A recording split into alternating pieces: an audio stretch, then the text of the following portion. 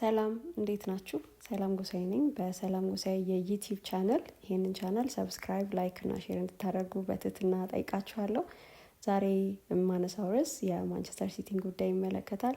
የቀድሞ የየርገን ክሎፕ ምክትል አሰልጣኝ ወይም ረዳት አሰልጣኝ ፔፕ ላይንደርስ ማንቸስተር ሲቲን ተቀላቅሏል እና የማንቸስተር ሲቲ የፔፕ ጋርዲዮላ እና የፔፕ ላይንደርስን ስለ ሁለቱ ፔፖች እናነሳለን። አሁን በማንቸስተር ሲቲ ሁለት ፔፕ አለ። እንግዲህ ማንቸስተር ሲቲ የተጫዋቾች ስብስብ ብቻ ሳይሆን የአሰልጣኝ ስታፍንም እያጠናከረ ነው። በማንቸስተር ሲቲ ሁለት ፔፖችን እንመለከታለን። ሲቲ እንግዲህ ቁልፍ ተጫዋቾችን ከመመልመል ጎን ለጎን የፔፕ ጋርዲዮላንም ስታፍ በደንብ እያቋቋመ ነው። ሁለት ዋና ዋና ቅጥሮችንም ፈጽሟል። ፔፕ ላይንደርስ ረዳት ወይም ምክትል አሰልጣኝ ሆኖ እንዲሁ ደግሞ ጄምስ ፍሬንችን የቆመ ኳስ አሰልጣኝ አድርጎ ነው የሾመው ማንቸስተር ሲቲ። ፔፕ ላይንደርስ ኤቲሃድ ሲደርስ ከፕሪሚየር ሊግ እና ከሀገሪቱ ሰፊ የአሰልጣኝነት ልምድና እውቀት ይዞ ነው የመጣው። የ42 ዓመቱ የደጅ ሰው የአሰልጣኝነት ሙያውን የጀመረው በ2002 ነበረ። መነሻው ፒኤስቪ አይንድሆቨን ነው። ዩዝ ሴትአፕ ላይ ነበረ የሚሰራው። ወጣት ተጫዋቾችን አብቅቶ አበልጽጎ ወደ ዋናው ቡድን በማሳደግ ሚና። ይሄ ሂደት እንግዲህ በጣም ስትራክቸርድ ፕሮግራም ነው። በደንብ የሚሰሩበትም ነው። እነሱ በተደራጀ መዋቅርም የሚሰራ ነው። በተመሳሳይ ሚና በፖርቱጋል ፖርቶም ሰርቷል። ላይንደርስ ጉዞውን ወደ ኢንግላንድ አድርጎ በ2014 ሊቨርፑልን ተቀላቀለ። በመነሻነት እንግዲህ የብሬንደን ሮጀርስ ባክሮም ስታፍ አካል ሆኖ ነበረ። ከዚያ በኋላ ነው እንግዲህ ጀርመናዊ አሰልጣኝ የርገን ክሎፕ በ2015 አንፊልድ ከደረሱ በኋላ ከሳቸው ጋር መስራት የጀመረው። ግን በዚህ መሀል በ2018 ከአንፊልድ ወጥቶ የደች ክለብ ኔክን ይዞ ነበረ። በዚያው አመት መጠናቀቂያ ግን ተመልሶ ወደ ሜርሲሳይድ ክለብ ሊቨርፑል መጣ። እንግዲህ ላይንደርስ በ2024 ነበር የርገን ክሎፕን ተከትሎ ከሊቨርፑል ስራውን የለቀቀው። ከዚያ ወጣ በአርቢ ሳልዝቡርግ እና ደግሞ በዋና አሰልጣኝነት እዛ መስራት ጀመረ። ይሄ የመጀመሪያው ነው። በቀደሙትም ቡድኖች የምክትል ወይም የረዳት አሰልጣኝነት ስራ ሲሰራ ቆይቶ በዋና አሰልጣኝነት ግን አርቢ ሳልዝቡርግን የያዘ የኦስትሪያውን ክለብ ማለት ነው። በኦስትሪያው ክለብ ግን ከ6 ወይም ከ7 ወራት የዘለለ ጊዜ አልነበረውም። አብሮት ኤቲሃድ የደረሰው የሴት ፒስ አሰልጣኝ ፍሬንች ከሊቨርፑል ነው የመጣው። እሱም እንደዚሁ በተመሳሳይ በፕሪሚየር ሊግ ባለብዙ ልምድ ነው። በዚህ ሚና ስራውን የጀመረው በስዋንሲ ነበረ። ከዚያም በዌልሽ ቀጠለ። ፍሬንች ሊቨርፑልን የተቀላቀለው በ2012 ነበረ በአንፊልድ። ከ10 ዓመታት በላይ ቆይቷል። የዋናው ቡድን ኦፖዚሽን አናሊስትም ሆኖ ሰርቷል። ይሄ ኦፖዚሽን አናሊስት የቡድን የአሸናፊነት እድልን ለመጨመር የተጋጣሚን ጥንካሬና ድካም መረዳት፣ የአጨዋወት ስታይሉን፣ ታክቲካል ነገሮችን እና ቁልፍ ተጫዋቾችንም ማጥናት ነው። እንግዲህ ይሄ ሚና ዋና አሰልጣኞችና ተጫዋቾችም የሚረዳ ነው። የኢፌክቲቭ ስትራቴጂ እንዲቀርጹ የሚያደርጋቸው ነው ለአሰልጣኞች።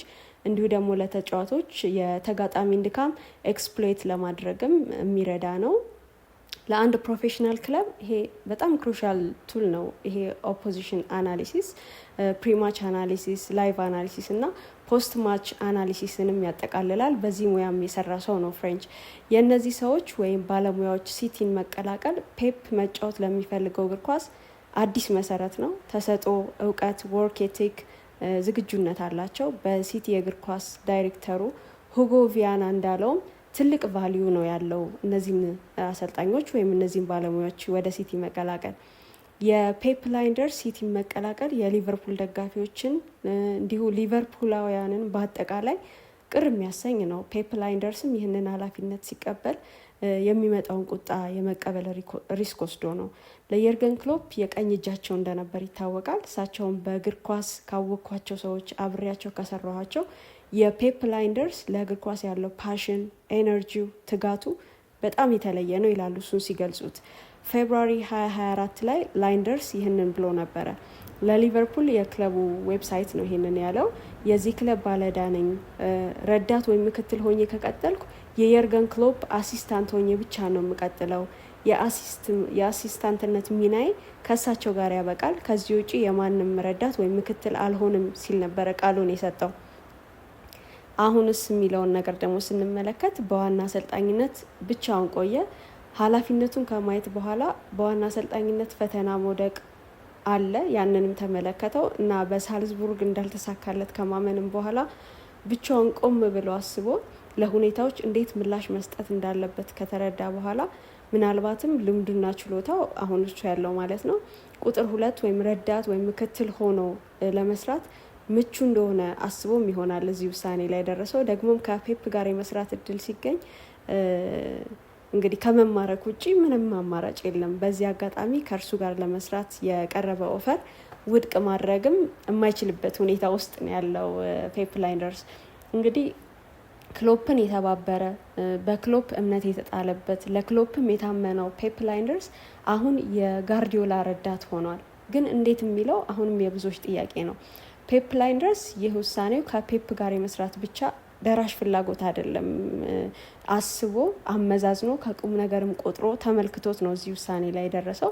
በሊቨርፑል እነዚያን ድንቅ የስኬት ዘመናት ከማሳለፍ በኋላ በዋና አሰልጣኝነት ይዞት ከነበረው ሬድቡል ሳልዝቡርግ ከ7 ወራት በኋላ ተሰናብቷል። ይሄ ደግሞ ስሜቱን ጎድቶታል፣ አሳምሞታል። በስኬት ዘመናት ለቆየ አንድ አሰልጣኝ ገና ወደ ዋና አሰልጣኝነት ሲመጣ እንዲህ ባለ መንገድ ውጤት ሳይቀናው ሲቀር ደግሞ መሰናበትም ተያይዞ ሲመጣ ከባድ ያደርገዋልና በዚህ ስሜት ውስጥ ሆኖ ነበር የቆየው።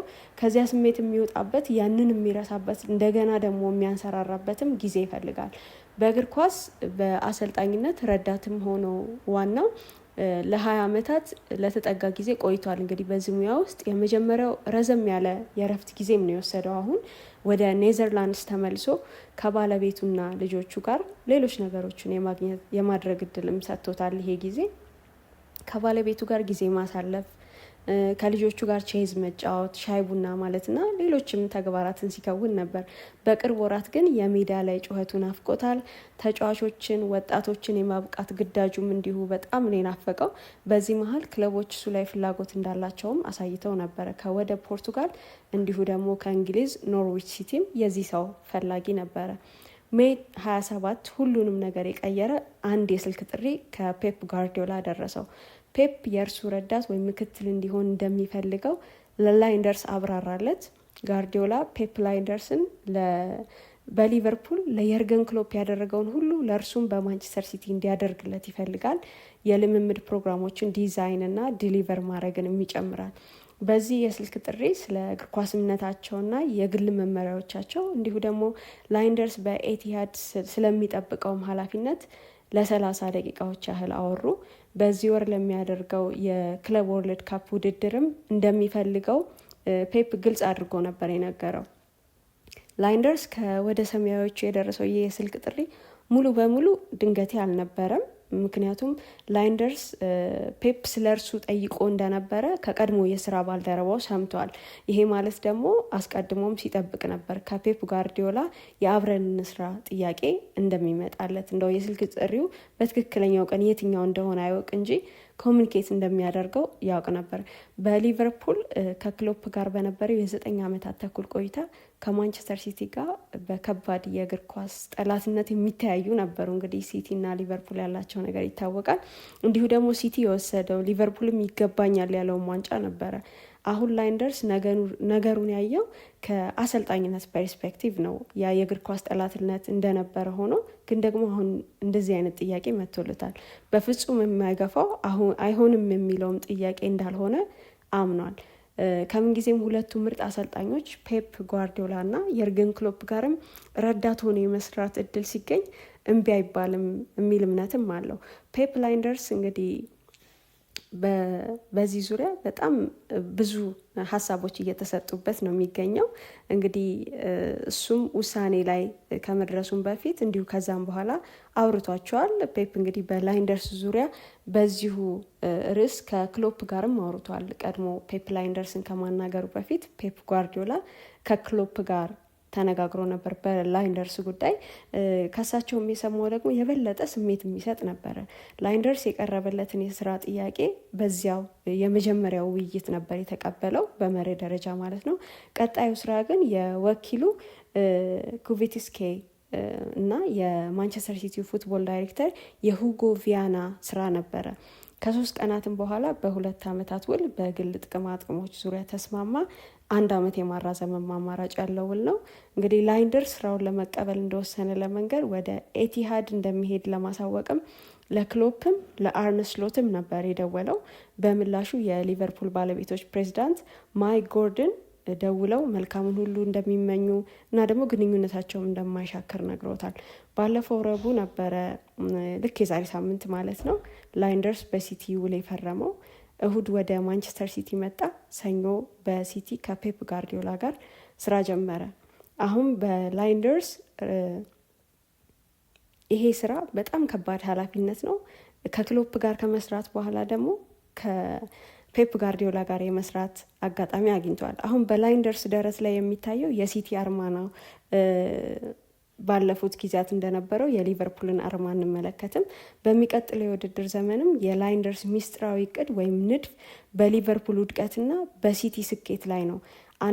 አንዳንዶች ይህንን እንዴት ተቀበለው ሲሉ፣ ሌሎች ደግሞ ቢዝነስ ነው ይላሉ። በሊቨርፑል እነዚያን ድንቅ የስኬት ዘመናት ከማሳለፍ በኋላ በሳልዝቡርግ ካልተሳካ የዋና አሰልጣኝነት ጊዜ በኋላ በስንብት መውጣትም አለው። ይሄ እንደውም እንዲሁ ለጥቂት ጊዜያት ያለ ስራ ከእግር ኳስ ርቆ ከመቆየት በኋላ ከጓርዲዮላ ጥያቄ ሲመጣ እንዴት ውድቅ ይደረጋል የሚለው የብዙዎች ሀሳብ ነው። እናንተስ ምን ትላላችሁ? እንዴት ይህን ተቀበለው ከሚሉት ናችሁ ወይስ ደግሞ ቢዝነስ ነው ከሚሉት ናችሁ? ሀሳባችሁን በኮሜንት መስጫ ሳጥን ውስጥ አስቀምጡልኝ። ሰብስክራይብ፣ ላይክ እና ሼር እንድታደርጉ በድጋሚ ጠይቃችኋለሁ። አመሰግናለሁ።